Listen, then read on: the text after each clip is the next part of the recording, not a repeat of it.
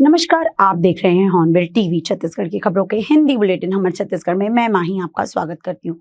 बिलासपुर दौरे पर पहुंचे छत्तीसगढ़ विधानसभा के नेता प्रतिपक्ष डॉक्टर चरणदास महंत ने मीडिया से चर्चा के दौरान केंद्र और राज्य सरकार पर जमकर निशाना साधा। उन्होंने दिल्ली के जंतर मंतर पर हुए विपक्षी प्रदर्शन के दौरान कथित लाठीचार्ज और आंसू गैस के इस्तेमाल को लोकतंत्र के लिए बेहद दुर्भाग्यपूर्ण बताया। डॉक्टर महंत ने कहा कि लोकतंत्र में हर नागरिक और विपक्षी दल को अपनी बात रखने का संवैधानिक अधिकार है, लेकिन सरकार लगातार विपक्ष की आवाज दबाने का प्रयास कर रही है। उन्होंने यूसीसी समेत कई मुद्दों पर केंद्र सरकार पर संविधान की भावना के विपरीत काम करने का आरोप लगाया। वहीं प्रदेश की कानून व्यवस्था पर सवाल उठाते हुए कहा कि बढ़ते अपराध, नशाखोरी और महिलाओं व बच्चों के खिलाफ घटनाएं चिंताजनक है, जिसके लिए गृह विभाग जिम्मेदार है। मानसून सत्र को लेकर उन्होंने दावा किया कि कांग्रेस ने अविश्वास प्रस्ताव पर 15 घंटे तक बहस करते हुए 136 मुद्दे उठाए, लेकिन सरकार किसी का जवाब नहीं दे सकी। राम मंदिर चढ़ावा चोरी मामले पर भी उन्होंने केंद्र सरकार की जवाबदेही तय करने की मांग करते हुए गंभीर सवाल खड़े किए। मुझे बताया गया, मैं तो दौरे पर ही हूँ, वहाँ आंसू गैस छोड़े गए, लाठीचार्ज हुआ, इस तरह से जो घटनाएं हुई हैं बहुत दुखद है। देश में ये लोकतंत्र है जहाँ अपनी बात को हम रखने जाते हैं, संविधान के अंतर्गत जाते हैं, और संविधान में लोकतंत्र में इस तरह के विपक्षी दलों को एक अधिकार होता है। उस अधिकार का भी हमें पालन नहीं करने दिया जा रहा है, ये अत्यंत दुखद है। गृह विभाग की बात तो बिल्कुल छोड़ दीजिए। हर हफ्ते बलात्कार, हर दिन बलात्कार, हमारे बच्चों के साथ, हमारे जिस प्रकार से छोटे छोटे बच्चे आजकल हाई स्कूल से नीचे वाले बच्चे सूखा नशा कर रहे हैं, और सूखा नशा के कारण भाई भाई को मार रहा है, भाई पापा को मार रहा है, पापा बेटा को मार रहा है, बीवी जो है पति को मार रहा है। इस तरह के जो हमारी सामाजिक व्यवस्था है छत्तीसगढ़ की, पूरी तरह खराब हो चुकी है, और इसके लिए दोषी कोई है तो वो है गृह विभाग। देखिए, संवैधानिक अधिकारों का हनन करना भारतीय जनता पार्टी ने अपना ध्येय बना लिया है, और वो एक जगह नहीं हर जगह कर रहे हैं। यूसीसी में कर रहे हैं, डिस्ट्रिक्ट में कर रहे हैं, और जहाँ तक कई साथियों को, कई लोगों को, कई देश के लोगों को, कई हमारे साथ देने वाले लोग हैं, उनको जानबूझ करके फंसाया जा रहा है। उनके खिलाफ कोई ना कोई ऐसा धारा और दुनिया भर की चीज़ें ला के उनको परेशान किया जा रहा है, जितने अपने विपक्षी दल हैं उनको। तो ऐसी परिस्थिति तो उचित नहीं है। इसे एक संवैधानिक राष्ट्र नहीं कहा जा सकता। राष्ट्रगुरु बनने की आपकी इच्छा है तो राष्ट्र को राम राज्य बनाओ ना, किसने मना किया? मगर राम राज्य बनाओ। आप तो रावण राज बनाने में तुले हो। महाराज, बुरा मत मानिएगा, नरेंद्र मोदी जिम्मेदार क्यों नहीं है? नरेंद्र मोदी जिम्मेदार क्यों नहीं है? आप क्यों छुपाना चाहते हैं कि आरएसएस जिम्मेदार है? कि मैं तो मानता हूं कि रामचंद्र के भगवान जो हम सब के रग रग में बसे हैं, उसके यहाँ चोरी होती है। आपने ही बनाया है ट्रस्ट, लोकसभा में घोषित किया है कि मैं ट्रस्ट बना रहा हूँ, ये लोग देखेंगे। तो सब चीजों का जवाबदार तो मोदी ही है, सिर्फ मोदी मोदी मोदी। स्कूली बच्चों की सुरक्षित आवाजाही सुनिश्चित करने के लिए यातायात पुलिस ने स्कूल ऑटो वाहनों के खिलाफ विशेष जांच अभियान शुरू किया है। हाल के दिनों में ऑटो रिक्शा में क्षमता से अधिक बच्चों के परिवहन की शिकायतों के बाद पुलिस ने पहले जागरूकता और अब सख्त कार्यवाही की रणनीति अपनाई है। डीएसपी ट्रैफिक ने पुलिस प्रबंधन और ऑटो चालक संघ के प्रतिनिधियों की बैठक लेकर स्पष्ट निर्देश दिए कि निर्धारित क्षमता से अधिक बच्चों को वाहन में न बैठाया जाए। नियमों का उल्लंघन करने वालों पर मोटर वाहन अधिनियम के तहत कार्यवाही की जाएगी। स्कूल प्रबंधन से भी ऐसे मामलों की तुरंत सूचना देने की अपील की गई। साथ ही शराब के नशे में वाहन चलाते पाए जाने पर वाहन जब्त कर कानूनी कार्यवाही की चेतावनी दी गई है। बैठक के अगले दिन से ही यातायात पुलिस ने शहर भर में स्कूल ऑटो वाहनों की सघन जांच शुरू कर दी है। यातायात थाना प्रभारी रोहित बंजारे और उनकी टीम लगातार अभियान चलाकर चालकों को सुरक्षा मानकों का पालन करने और ओवरलोडिंग से बचने की हिदायत दे रही है।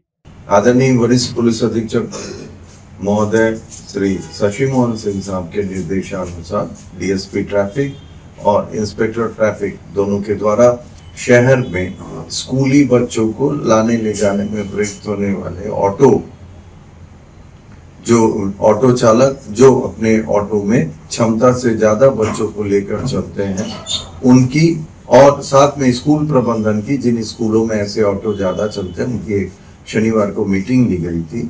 मीटिंग में उनको समझाइश दी गई थी कि वो ऐसा ना करें, नियमों का पालन करें, वर्दी धारण करें और साथ में वाहन चलाते वक्त शराब के नशे में ना रहें। समझाइश के बाद आज से कड़ाई से इसका पालन कराने के लिए यातायात की टीम सड़कों पे है। उम्मीद है इस समस्या से जल्दी निराकरण मिलेगा और ऑटो चालक जो अपने ऑटो से स्कूली छात्रों को स्कूल के लिए परिवहन करते हैं उनमें अपनी क्षमता के अनुसार ही स्कूली विद्यार्थियों को बैठा के लेके जाएंगे। बिलासपुर से इस वक्त एक बेहद सनसनीखेज और दिल दहला देने वाली वारदात सामने आई है, जिसमें शहर में तन्नू नामक एक किन्नर की गला दबाकर और चेहरे पर बेरहमी से वार कर हत्या कर दी गई। इस खौफनाक वारदात को अंजाम देने का आरोप रिया नाम के एक शख्स पर लगा है, जो खुद को किन्नर बताकर तन्नू के करीब आया था और दोनों के बीच गहरी दोस्ती हो गई थी। बताया जा रहा है कि एक पार्टी के दौरान हुए मामूली विवाद ने इतना भयंकर रूप ले लिया कि बात खूनी संघर्ष तक पहुंच गई और तन्नू को अपनी जान गंवानी पड़ी। घटना के बाद से स्थानीय किन्नर समुदाय में भारी आक्रोश है। बिलासपुर में हुई इस खौफनाक वारदात ने पूरे शहर को सन्न कर दिया। जानकारी के मुताबिक हत्या की शिकार हुई तन्नू किन्नर की रिया नाम के एक शख्स से दोस्ती थी। रिया मूल रूप से एक गे युवक है, लेकिन उसने किन्नर का रूप धारण कर तन्नू से संपर्क साधा था। धीरे धीरे दोनों के बीच नजदीकियां बढ़ी और रिया का तन्नू के घर आना जाना शुरू हो गया था। सब कुछ सामान्य चल रहा था, लेकिन बीती रात रिया और उसके अन्य साथियों के साथ तन्नू एक पार्टी में शामिल हुई थी।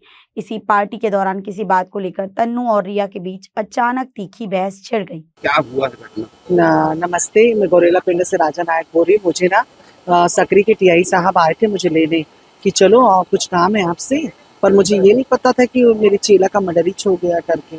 मुझे टीआई साहब बहुत अच्छे से मैंने कंपनी दिए और मुझे हर चीज़ बताए। फिर वहाँ जाने के बाद पता चला वो जो रिया है ना, वो मेरे सामने बोली कि मैं मार डाली, मेरे को कुछ नहीं लगा तो मैं मार डाली बोली।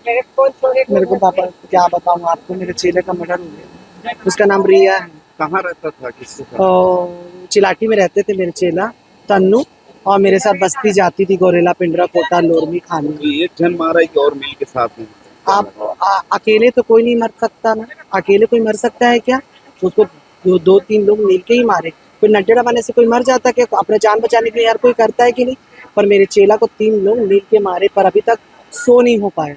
ये रात को 3 बजे के आसपास मेरे पास राजा का फ़ोन आया, राजा गुरु का, और उन्होंने कहा कि मैं सकरी थाने में बैठी हूँ और तन्नू का मर्डर हो गया।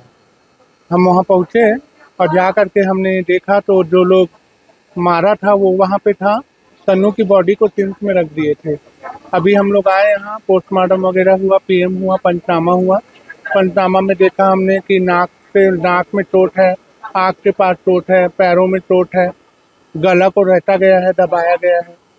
इससे ये साजिश होता है कि इसको मारा गया है और एक का हाथ नहीं है इसमें, तो इससे कड़ी से कड़ी छानबीन की जाए और कार्रवाई की जाए। पार्टी में शुरू हुआ यह विवाद देखते ही देखते इतना उग्र हो गया कि इसने एक हिंसक और खूनी संघर्ष का रूप ले लिया। आरोप है कि इसी झगड़े के दौरान रिया ने अपना आपा खो दिया और तन्नू पर जानलेवा हमला कर दिया। उसने तन्नू के चेहरे पर बेहद बेरहमी से कई वार किए, जिससे वह बुरी तरह लहूलुहान होकर टूट गई। इसके बाद भी जब आरोपी का गुस्सा शांत नहीं हुआ तो उसने बड़ी ही बेदर्दी से तन्नू का गला घोट दिया, जिससे उसकी दर्दनाक मौत हो गई। इस बर्बरतापूर्ण हत्या के बाद से पूरे इलाके में सनसनी और दहशत का माहौल है। थाना सकरी क्षेत्र का मामला है, जिसमें जो 4 किन्नर हैं आपस में शराब पीकर पार्टी कर रहे थे। इसी बीच में रिया और तन्नू किन्नर हैं, इनका आपस में किसी चीज़ को लेकर विवाद हुआ, जिसके बाद जो रिया किन्नर है इसने तन्नू किन्नर की गला दबाकर हत्या कर दी।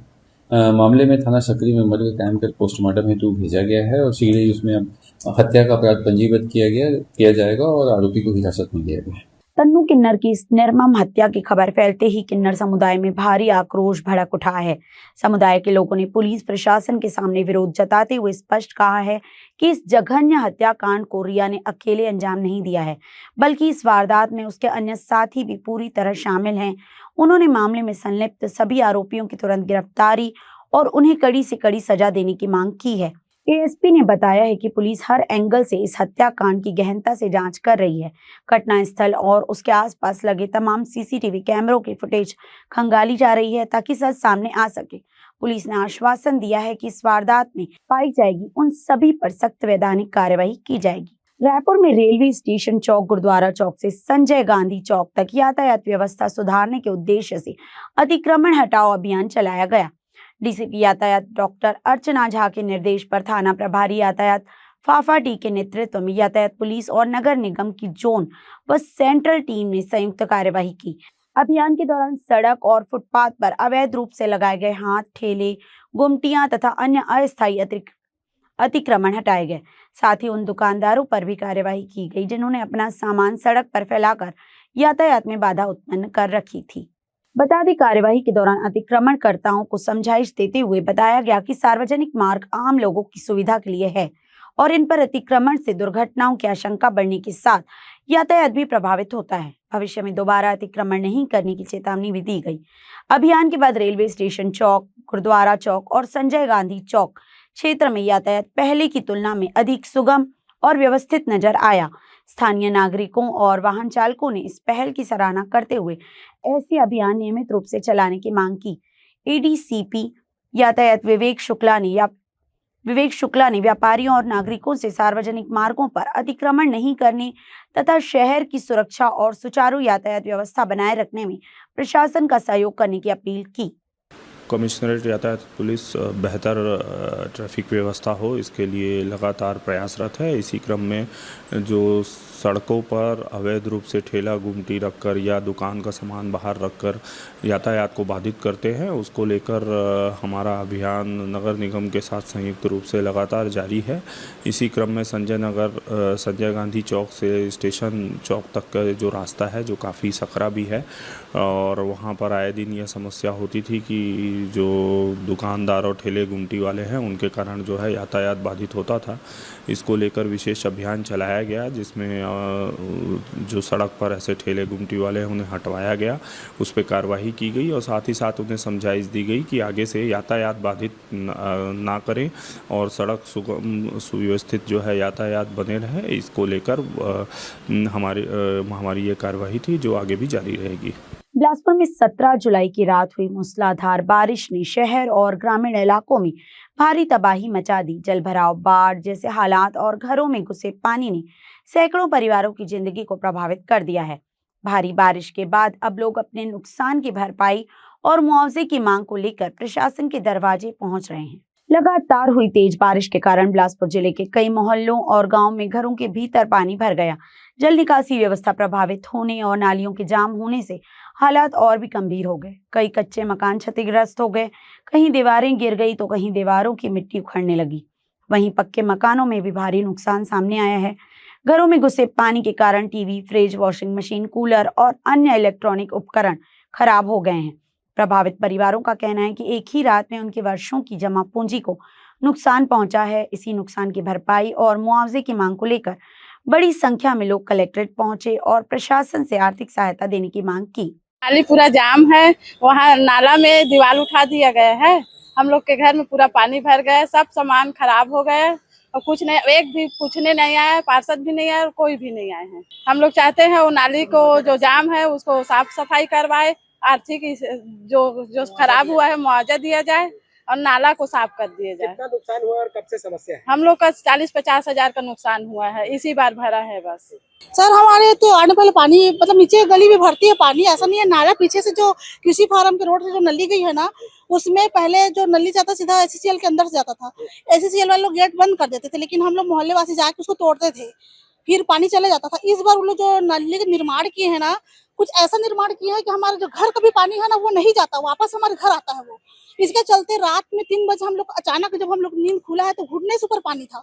इस समय हम लोग कुछ भी नहीं कर पा रहे थे, हमारा हर चीज नुकसान हुआ है सर, राशन तक का नुकसान हुआ है हमारा। हमको ठीक है हमारा मुआवजा आप लोग, हम चाहते हैं कि हमको खर्चा जो हुआ है वो हमको दो, ना दो अलग चीज है, बट हमारा नली का जो मुसीबत है ना, आप उसे ठीक कर दीजिए। क्योंकि अभी जो पानी गिरता है ना, हमारे बच्चे सो नहीं पाते हैं, हम लोग रह नहीं पा रहे हैं घर में। अभी हमारा हालत ऐसा है ना कि घर में पाँव नहीं रख सक रहे हैं, हमारे रहने का कोई साधन नहीं है। बस हमारा घर देख के लोग जज करते हैं। कोई पार्षद तक हमको पूछने नहीं आया है, ना हमको खाने के लिए है, ना कुछ भी नहीं है। मिडिल क्लास है हम लोग। फोन तक से गया है, किसी का कार गया है, किसी का शासन के कोई अधिकारी पहुंचे अभी थे तक से कोई नहीं सर। हमको सुनाई दिया गया है, पीछे मोहल्ले में लोग आए हैं देखे, लेकिन हमको कोई पूछने नहीं आया है। हमारे मोहल्ले में इनका कार गया है, नया कार है। इस पूरे मामले पर कलेक्टर संजय अग्रवाल ने बताया कि जिले में 1400 से अधिक मकान आंशिक रूप से क्षतिग्रस्त हुए हैं। प्रशासन द्वारा लगातार सर्वे कराया जा रहा है और प्रभावित परिवारों को नियमानुसार राहत राशि उपलब्ध कराई जा रही है। उन्होंने कहा कि राजस्व पुस्तक परिपत्र की धारा 6/4 के तहत पात्र लोगों को सहायता प्रदान की जा रही है। वहीं एसडीएम मनीष साहू ने बताया कि उनके क्षेत्र में करीब 80 परिवार बाढ़ और जल भराव से प्रभावित हुए हैं। इन परिवारों को तत्काल राहत के रूप में 6000 रुपए की आर्थिक सहायता राशि स्वीकृत की जा रही है। इसमें जैसा हम सब लोगों ने देखा है, 17 जुलाई को काफ़ी तेज़ी से यहाँ पे पानी आया। पानी बहुत तेज़ गिरने के कारण बहुत सारे एरियाज ऐसे हैं जहाँ पे पानी लोगों के घरों में भी घुसा। इससे ऐसे घर जो कच्चे मकान थे, ऐसी बस्ती जहाँ पे कच्चे मकान ज़्यादा थे, उनको ज़्यादा क्षति हुई है। कई जगह हम लोगों को अस्थायी कैंप बना करके उनको निकाल करके वहाँ पे लोगों के सहयोग से नगर निगम के द्वारा, राजस्व डिपार्टमेंट, पुलिस के द्वारा और एसडीआरएफ की टीम के द्वारा काफ़ी मेहनत करके इन लोगों को सहयोग दिया गया है। और इसमें हमारे जितने भी स्वयंसेवी संस्थाएँ थी वो भी काफ़ी एक्टिव होकर के इसमें काम किए। मोहल्ले के भी लोगों ने काफ़ी सहयोग किया इसमें और करीब 1400 से ज़्यादा मकान इसमें आंशिक रूप से प्रभावित हुए हैं। तो डिटेल आरबीसी 6/4 के तहत जो भी सहयोग उसमें है वो सारी चीज़ें उनको दी जा रही हैं। और क्योंकि अभी ये पानी अभी पिछले 2 दिनों से नहीं गिरा है, तो अब धीरे धीरे चीज़ें नॉर्मल हो रही हैं। जिस भी एरिया में पानी भरा हुआ था वो सब एरिया नॉर्मल हो गए। बाढ़ प्रभावित अभी जो बारिश हुई है उसमें बहुत सारे लोगों का मकान क्षति हुआ है और सामान की भी क्षति हुई है। तो उसका आरबीसी 6000 का प्रकरण हम लोग बना रहे हैं और जल्द से जल्द उनको मुआवजा दिया जाएगा। कितने सर संख्या कितनी है बाढ़ प्रभावितों की? लगभग 80 के आसपास है, एग्जैक्ट आंकड़ा देखने से। और क्षतिग्रस्त कितने लोग मकानों का हुआ? वही मकान का ही बता रहा हूँ मैं। बाकी विस्थापितों की संख्या और ज्यादा है। विस्थापितों की संख्या नगर निगम से आपको एग्जैक्ट मिल पाएगी। 6000 रुपए को लेकर आक्रोश है, वहाँ लोग नाराजगी जाहिर कर रहे हैं। देखिए, शासन का जो प्रावधान है उसके तहत उनको दिया जाएगा जितना भी प्रावधान होगा। अधिकतम कितना प्रावधान है सर? देखिए, वो आंशिक क्षति, मकान आंशिक क्षति, पूर्ण क्षति, इसके लिए अलग अलग प्रावधान है। वो आरबीसी 6000 का जो प्रावधान है उसके अनुसार दिया जाएगा। बिलासपुर में बारिश का पानी अब भले उतर रहा हो, लेकिन इसके जख्म और आर्थिक नुकसान की भरपाई में अभी लंबा समय लगने लगा है। कैमरामैन मोनू सिंह के साथ भारतेंदु कौशिक की रिपोर्ट। बिलासपुर के बहुचर्चित सर्पदंश मुआवजा फर्जीवाड़ा मामले में जांच एजेंसियों ने बड़ी कार्यवाही करते हुए सिम्स पुलिस चौकी में पदस्थ रहे 2 पुलिसकर्मियों को गिरफ्तार किया है। जांच में आरोप है कि दोनों पुलिसकर्मी कथित गिरोह को अस्पताल में पहुंचने वाले शवों की सूचना देते थे, जिसके बाद फर्जी सर्पदंश का दावा तैयार कर शासन से आपदा सहायता राशि दिलाने की कथित साजिश को अंजाम दिया जाता था। दोनों आरोपियों को न्यायालय में पेश किया गया है। अब पुलिस रिमांड पर लेकर उनसे पूछताछ कर पूरे नेटवर्क और अन्य संदिग्ध मामलों की जांच करेगी। गिरफ्तार पुलिस कर्मियों में रामकुमार पाटनवार निवासी बंधवापारा सरकंडा और रामेश्वर भास्कर निवासी सतनाम नगर अमेरी शामिल हैं। दोनों घटना के दौरान अलग अलग समय में सिम्स पुलिस चौकी में पदस्थ रहे थे।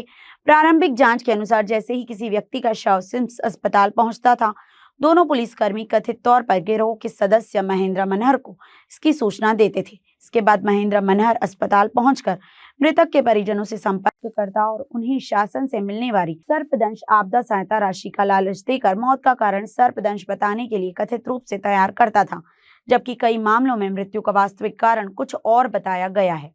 17 करोड़ 17 मामले, 16 एफआईआर और कई लोग गिरफ्तार। जी हां, प्रदेश की राजधानी बिलासपुर से बेहद ही हैरान कर देने वाला मामला निकलकर सामने आया है, जिसमें जानकारी मिली है कि फर्जी सर्पदंश के मामले बताकर करीब 17 करोड़ रुपए का एक बड़ा फर्जीवाड़ा निकलकर सामने आया है। इस पूरे घटनाक्रम में जानकारी मिल रही है कि जब पुलिस पूरे मामले की तफ्तीश करती है तो परत दर परत कई चौंकाने वाले खुलासे निकलकर सामने आते हैं। इसमें जानकारी मिल रही है कि इस पूरे मामले में जब चौंकाने वाला खुलासा होता है तो इसमें पुलिसकर्मी, डॉक्टर, तहसीलदार और वकील को गिरफ्तार किया गया है। बेहद ही बड़ा मामला प्रदेश की न्यायदानी से निकलकर सामने आता है। बताया जाए जो पूरा मामला है 2019 से शुरू होता है। जानकारी ये मिल रही है कि जैसे ही कोई शव सिम्स हॉस्पिटल पहुंचता है तो 2 पुलिसकर्मी एक व्यक्ति को कॉल करते हैं और बताते हैं कि सिम्स के मर्चुरी में एक शव आया है। जिसके बाद बताया जा रहा है कि एक व्यक्ति परिजनों के पास पहुंचता है, उन्हें शासन के द्वारा मुआवजा राशि मिलने की जानकारी देकर षड्यंत्र किया जाता है। उन्हें बहला फुसलाकर बताया जाता है कि आप इस पूरे मामले को बताने कि ये सर्वदंश का मामला है, जबकि मौत के कारण कुछ और रहता है। इस पूरे मामले में जब पुलिस तफ्तीश करती है तो परत दर परत बेहद ही चौंकाने वाले खुलासे निकलकर सामने आती है, जिसमें एक गैंग काम करता है सर्वदंश के मामले में फर्जीवाड़े का। इस पूरे मामले में बता दें कि दर्जन भर से अधिक लोगों को गिरफ्तार किया गया और आगे की पूछताछ जारी है। इसमें बताया जा रहा है कि कई चौंकाने वाले खुलासे भी निकलकर सामने आते हैं। आपको बता दें इस पूरे मामले में करीब 17 करोड़ रुपए का फर्जीवाड़े की बात सामने आ रही है। पूरे घटनाक्रम में बताया जा रहा है कि 17 एफआईआर होती है, जिसमें से 16 एफआईआर के तहत मामला दर्ज किया जाता है और आरोपियों की तलाश की जाती है, उनकी धरपकड़ तेज की जाती है और गिरफ्तार की जाती है। एक मामले में पुलिस पूरी तरह भी ये स्पष्ट नहीं बता दी कि जो मामला है इसमें क्या कुछ निकल कर सामने आ रहा है, पर आपको बता दें पूरे मामले में 16 एफआईआर दर्ज हुई है। 17 करोड़ का ये मामला है। इस पूरे मामले के सरगना अभी फरार बताया जा रहे हैं, जिनकी सरगर्मी की तलाश पुलिस कर रही है। इस वक्त हम जहां खड़े हैं वो बिलासपुर के सिम्स हॉस्पिटल की चौकी है, जहां से शुरू होता है षड्यंत्र। और षड्यंत्र किस बात का, आपको बता दें कि सर्वदंश के मामले में फर्जीवाड़े का षड्यंत्र बताया जा रहा है किसी सिम्स चौकी से शुरू हुआ था। जानकारी मिल रही है कि 2 पुलिसकर्मी इस पूरे घटनाक्रम में जो शामिल थे वो इस पूरे गिरोह की जानकारी महेंद्र मनहर नाम के एक व्यक्ति को देते हैं, जिसके बाद शुरू होता है खेल। ये जो पूरा खेल है इस सिम्स चौकी से शुरू होता है। इस पूरे घटनाक्रम में सम्मिलित अब 2 पुलिसकर्मियों को भी आपको बता दें कि गिरफ्तार कर लिया गया है। इस पूरे मामले में डॉक्टर, वकील के साथ ही तहसीलदार के मुंशी बताए जा रहे हैं जो आरोपी है। इस मामले में करीब 15 लोगों को गिरफ्तार किया गया है। फर्जी मामले को सर्वदंश में तब्दील करके षड्यंत्र करने का एक बड़ा मामला प्रदेश की न्यायदानी से निकलकर सामने आया है। आपको बता, जैसे हमें जानकारी मिली है कि ये 2 जो पुलिसकर्मी हैं वो महेंद्र मनहर नाम के एक व्यक्ति को फोन करते हैं कि सिम्स में एक शव आया। जिसके बाद महेंद्र जो मनहर है वो परिजनों के पास पहुंचता है और उनसे षड्यंत्र का जो एक मामला निकलकर सामने आता है, इसमें षड्यंत्र शुरू होता है और परिजनों को बोलता है, वो पूरी जो योजना है सरकार की योजनाओं बताता है, परिजनों को लालच देता है। उसके बाद षड्यंत्र तैयार होता है सर्वदंश का जो मामला। 17 करोड़ यहाँ पे फर्जीवाड़ा किया गया। इस पूरे मामले में आगे की जांच और बड़ी कार्रवाई निकलकर सामने आ सकती है। आपको बता दें कि पुलिस की बारीकी नजर और बारीकी तफ्तीश के बाद बेहद ही चौंकाने वाला मामला निकलकर सामने आया है। इसमें पुलिस ने बड़ा एक्शन किया है। प्रदेश की न्यायदानी का इसे एक बड़ा मामला भी कहा जा सकता है, क्योंकि सर्वदंश का फर्जी मामला निकालकर यहाँ पर आपको बता दें करीब 17 करोड़ रुपए का फर्जीवाड़ा किया गया, जिसमें सिम्स की डॉक्टर भी गिरफ्तार। इसके साथ ही बताया जा रहा है कि अब 2 पुलिसकर्मी की भी गिरफ्तारी की गई। बड़ा एक्शन प्रदेश की न्यायदानी पुलिस का देखने को इस पूरे मामले में निकलकर सामने आया है। कैमरामैन मोहन सिंह के साथ जिया खान। सर्वदंश के मामले में टोटल कल रात तक 19 लोगों की गिरफ्तारी हुई है। कल रात में ही हम लोगों ने 2 होमगार्ड के पुलिस के जवान जो वहाँ पुलिस चौकी में पदस्थ थे, उस दरमियान जब ये सारी घटनाएं हुई हैं, उनका काम था इस पूरे घोटाले में जो ये गैंग था, उस गैंग को ये सूचित करते थे जब कोई सिम्स में बॉडी आती थी कि ये बॉडी आई है, आप लोग इसके घर वाले आए हैं, कि घर वालों को इसको समझा दो कि इसको सर्वदंश बोलना है।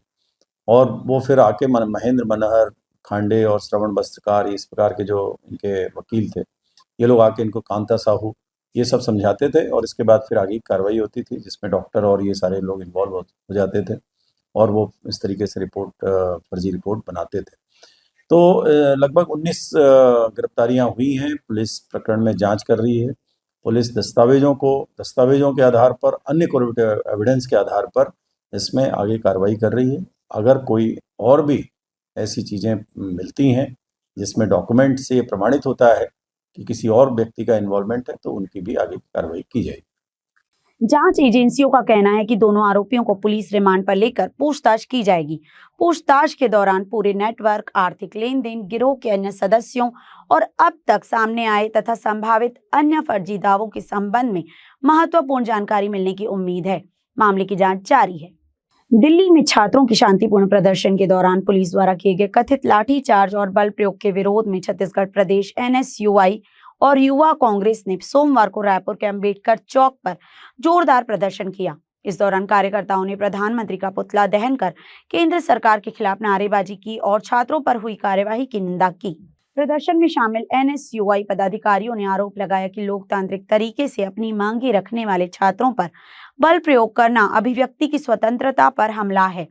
उन्होंने कहा कि छात्रों की आवाज दबाने के बजाय उनकी समस्याओं का समाधान किया जाना चाहिए। कार्यकर्ताओं ने पुतला दहन के माध्यम से छात्रों पर हुए कथित अत्याचार के खिलाफ विरोध दर्ज कराया और प्रधानमंत्री से नैतिक जिम्मेदारी लेते हुए इस्तीफा देने की मांग की।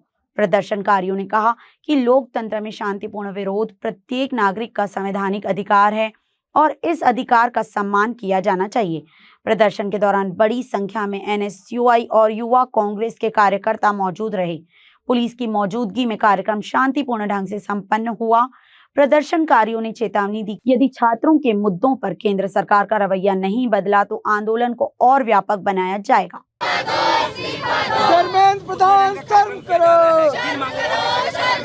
देखिए, लगातार पूरे देश भर में छात्र आंदोलन कर रहे, सड़कों पर उतरे हुए। कल दिल्ली के जंतर मंतर में जिस बर्बरता पूर्वक दिल्ली पुलिस ने छात्रों के ऊपर लाठीचार्ज किया, 188 से ज़्यादा छात्र गंभीर रूप से घायल हो गए हैं। Bharatiya Janata party paper leak के बारे में क्यों नहीं बात करना चाहती है? भारतीय जनता पार्टी के केंद्रीय मंत्री, शिक्षा मंत्री जो हैं धर्मेंद्र प्रधान इस्तीफा क्यों नहीं दे रहे? उनकी जिम्मेदारी तय होनी चाहिए। आज उस लाठीचार्ज के विरोध में आज छात्रों को समर्थन देने के लिए हम लोग आए हैं और नरेंद्र मोदी के पुतले दहन का कार्यक्रम कर रहे हैं। आज के बुलेटिन में बस इतना ही। मुझे दीजिए इजाजत। देखते रहिए हॉर्नबिल टीवी।